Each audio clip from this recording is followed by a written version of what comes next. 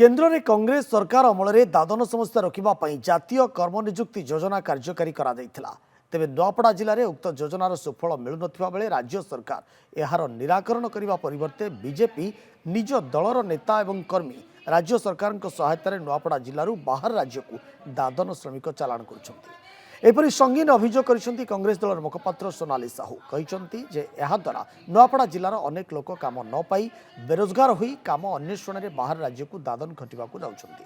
मनरेगा योजना 2023-24 आर्थिक वर्ष में नुआपड़ा जिला 1750 कोटी टंकार बजेट थिबा बेले वर्तमान 2024-25 में 1250 कोटी टंका बजेट दिया जायछि। फल नुआपड़ा जिलूर अनेक कामधंदा न पाई बाहर राज्य को दादन खटिबा जाउछंती।